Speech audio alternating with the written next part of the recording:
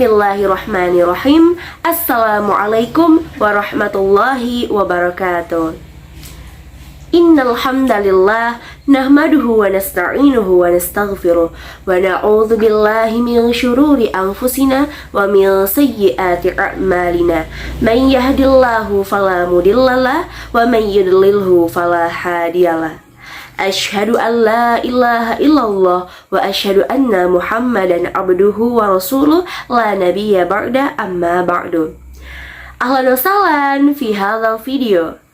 Baiklah teman-teman, di pembahasan kita kali ini kita akan membahas tentang surat Al-Isra ayat 78, 79 dan 80. Sebelum kita membahas terkait isi kandungannya, mari kita sama-sama membaca ayatnya terlebih dahulu. Musyahadah sa'idah. A'udzu billahi minasy syaithanir rajim. Bismillahirrahmanirrahim. Aqimis salata liduluki syamsi ila ghasaqin laili wa qur'anal fajr. Inna qur'anal fajri kana mashhuda. Wa minal laili fatahajjad bihi nafilatan lak. Asa an yab'athaka rabbuka maqaman mahmuda.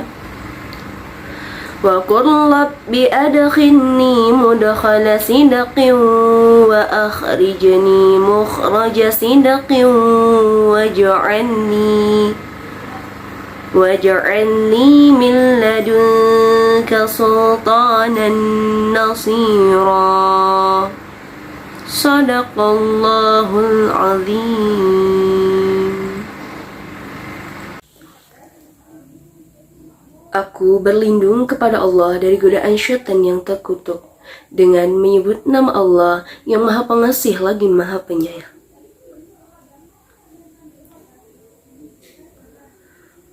Laksanakanlah sholat sejak matahari tergelincir sampai gelapnya matahari, dan laksanakan pula sholat subuh. Sungguh, sholat subuh itu disaksikan oleh malaikat.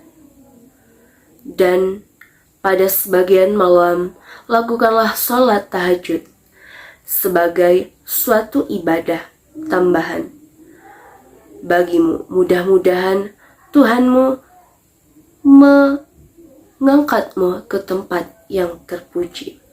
Dan katakanlah Muhammad, ya Tuhanku, masukkan aku ke tempat masuk yang benar, dan keluarkan pula aku ke tempat keluar yang benar, dan berikanlah kepadaku dari sisimu kekuasaan yang dapat menolongku. Maha benar Allah dengan segala firman-Nya.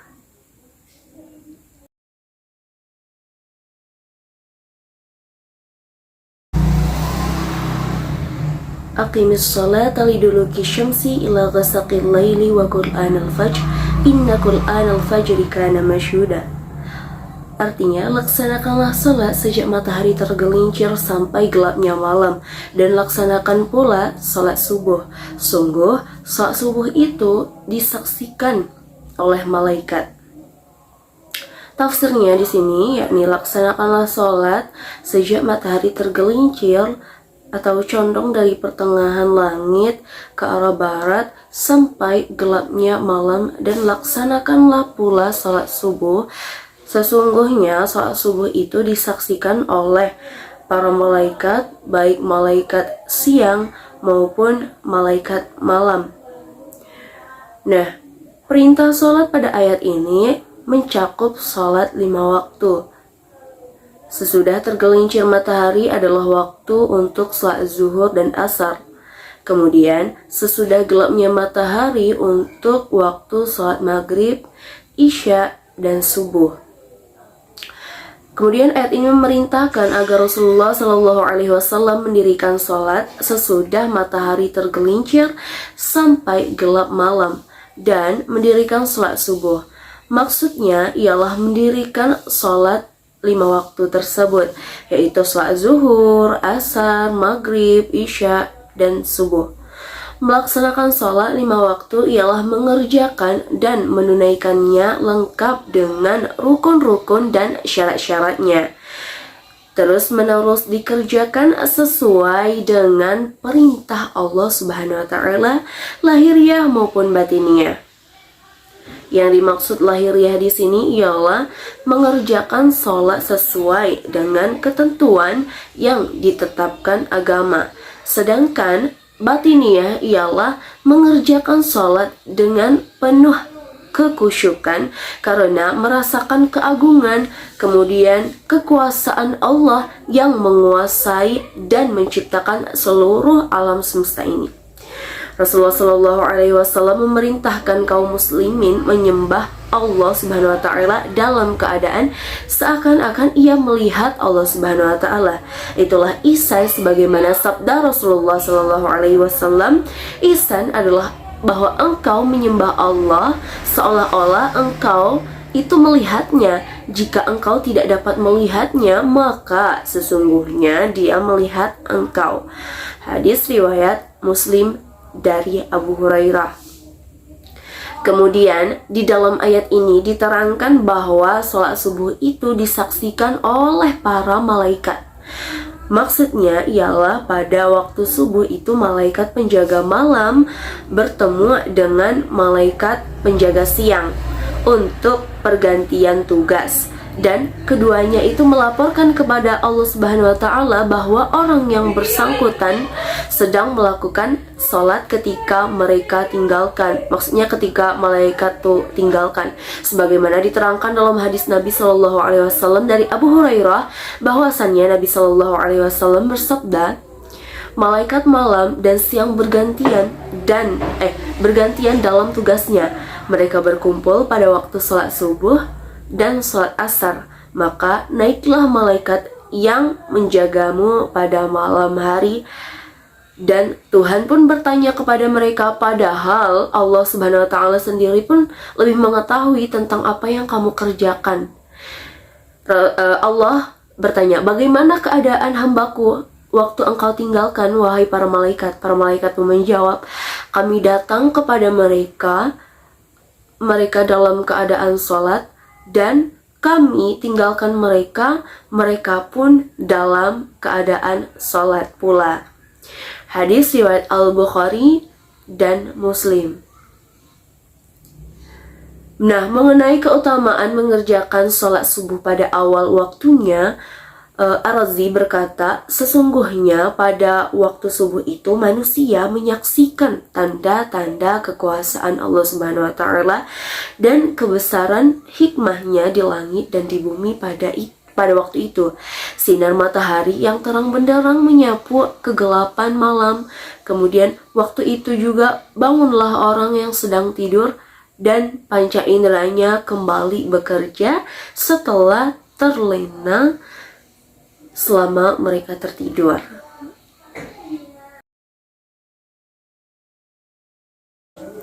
Wa minal laili fatahajjad bihi nafilatan lak asa ayyab'atsaka rabbuka maqaman mahmuda. Dan pada sebagian malam lakukanlah sholat tahajud sebagaimana suatu ibadah tambahan bagimu. Mudah-mudahan Tuhanmu mengangkatmu ke tempat yang terpuji. Tafsirnya di sini adalah dan pada sebagian malam, yaitu pada sepertiga malam yang terakhir, bangunlah dan lakukanlah sholat tahajud sebagai suatu ibadah tambahan bagimu. Wahai Nabi Muhammad, mudah-mudahan Tuhanmu mengangkatmu ke tempat yang terpuji, di mana engkau memberikan syafaat agung kelak di hari kiamat. Nah, ayat ini memerintahkan Rasulullah Shallallahu Alaihi Wasallam dan kaum muslimin agar bangun di malam hari untuk mengerjakan salat tahajud. Ayat ini merupakan ayat yang pertama kali memerintahkan Rasulullah Shallallahu Alaihi Wasallam mengerjakan salat malam sebagai tambahan atas salat yang wajib. Salat malam ini diterangkan oleh hadis Nabi Shallallahu Alaihi Wasallam bahwasannya Nabi ditanya oleh orang, salat manakah yang paling utama setelah salat yang diwajibkan, salat 5 waktu? Rasulullah Shallallahu Alaihi Wasallam pun menjawab, salat tahajud. Hadis riwayat Muslim dari Abu Hurairah. Kemudian Allah Subhanahu wa taala menerangkan bahwa hukum sholat tahajud itu adalah sebagai ibadah tambahan bagi Rasulullah di samping sholat 5 waktu tersebut. Oleh karena itu hukumnya bagi Rasulullah adalah wajib, sedangkan bagi umatnya adalah sunnah. Nah, kemudian dalam ayat ini juga diterangkan tujuan salat tahajud bagi Nabi Muhammad ialah agar Allah Subhanahu wa taala dapat menempatkannya pada maqam mahmuda, yakni artinya di tempat yang terpuji. Yang dimaksud dengan maqam mahmuda ialah syafaat Rasulullah, syafaatnya Rasulullah Shallallahu Alaihi Wasallam pada hari kiamat. Pada hari itu manusia itu mengalami keadaan yang sangat susah yang tiada taranya, yang dapat melapangkan dan meringankan manusia dari keadaan yang sangat susah itu. Yang dapat meringankannya itu hanyalah permohonan Nabi Muhammad SAW kepada Tuhannya agar orang itu dilapangkan dan diringankan dari penderitaannya. Kemudian Ibnu Jarir At-Tabari mengatakan bahwa kebanyakan para ahli berkata yang dimaksud dengan maqam mahmuda itu ialah suatu kedudukan yang dipergunakan oleh Rasulullah Shallallahu Alaihi Wasallam pada hari kiamat untuk memberi syafaat kepada manusia agar Allah Subhanahu Wa Taala meringankan kesusahan dan kesulitan atau kepayahan yang mereka alami pada hari itu. Kemudian diriwayatkan oleh Al-Bukhari dari Jabir bin Abdullah bahwa Rasulullah Shallallahu Alaihi Wasallam bersabda, barang siapa yang membaca doa setelah selesai mendengar azan, wahai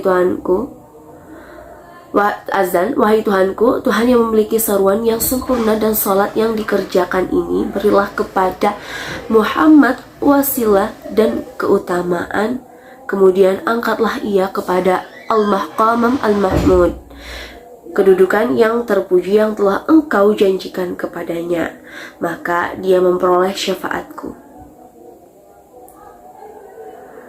Nah, dari ayat dan hadis-hadis di atas dipahami bahwa Nabi Muhammad SAW dengan mengerjakan salat tahajud akan diangkat oleh Allah Subhanahu Wa Taala ke tempat dan kedudukan yang terpuji oleh umat manusia, para malaikat, dan Allah Tabaraka wa Ta'ala, yaitu kedudukan yang memintakan syafaat bagi manusia pada waktu berada di padang mahsyar. Dengan izin Allah, umat manusia memang berhak mendapatkan syafaat karena amal soleh dan beri pekerti mereka semasa di dunia, yaitu diampuni dosanya oleh Tuhan, oleh Allah, atau dinaikkan derajatnya.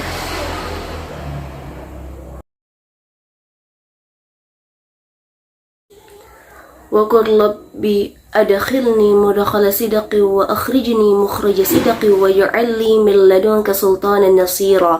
Dan katakanlah Muhammad, ya Tuhanku, masukkan aku ke tempat masuk yang benar dan keluarkan aku pula ke tempat keluar yang benar, dan berikanlah kepadaku dari sisimu kekuasaan yang dapat menolongku. Tafsirnya di sini, Allah Subhanahu wa taala memerintahkan kepada Nabi Muhammad sallallahu alaihi wasallam agar mengucapkan doa yang tersebut dalam ayat ini, yang maksudnya, wahai Tuhanku, masukkanlah aku ke tempat yang engkau kehendaki, baik di dunia maupun di akhirat, dan tempatkan aku ke tempat yang engkau kehendaki pula, baik di dunia maupun di akhirat. Di antara contoh masuknya Rasulullah SAW ke suatu tempat dengan benar ialah beliau dan para sahabat-sahabatnya memasuki kota Madinah sebagai orang-orang yang hijrah dari Mekah. memasuki kota Makkah di waktu penaklukan kota itu, kemudian masuk kubur setelah mati, dan memasuki tempat yang diridhoi Allah seperti masuk masjid, rumah sendiri, rumah sahabat, dan lainnya setelah meminta izin darinya dan sebagainya. Keluar dari semua tempat yang dikehendaki Allah seperti keluar dari kota Mekah waktu hijrah, kemudian keluar dari kubur waktu hari kebangkitan, atau keluar dari semua tempat yang dikehendaki Allah Subhanahu wa taala seperti kota-kota yang menjadi tempat melakukan perbuatan maksiat dan sebagainya. Allah Subhanahu wa taala juga memerintahkan kepada Nabi agar berdoa kepadanya supaya dijadikan orang yang menguasai hujjah dan alasan yang dapat diterima, dan ketika berdakwah dapat memuaskan orang-orang yang mendengarkannya sehingga bertambah kuat imannya. Jika yang mendengar itu orang kafir, hati mereka menjadi lunak dan mau masuk Islam. Sebagai jawaban terhadap doa Nabi Muhammad SAW, Allah menerangkan bahwa Dia memelihara nabi dari segala macam tipu daya manusia dan akan menenangkannya terhadap orang-orang kafir sebagaimana tersebut dalam firman-Nya. Dan Allah memelihara engkau dari gangguan manusia. Sungguh Allah tidak memberi petunjuk kepada orang-orang kafir. Quran Surah Al-Maidah ayat 67. Mungkin hanya itu yang dapat saya sampaikan. Semoga bermanfaat. Syukran jazilan ala ihtimamikum wa atlubu afan minkum. Akhirul kalam wabillahi taufiq wal hidayah. Wassalamualaikum warahmatullahi wabarakatuh. Ila liqa.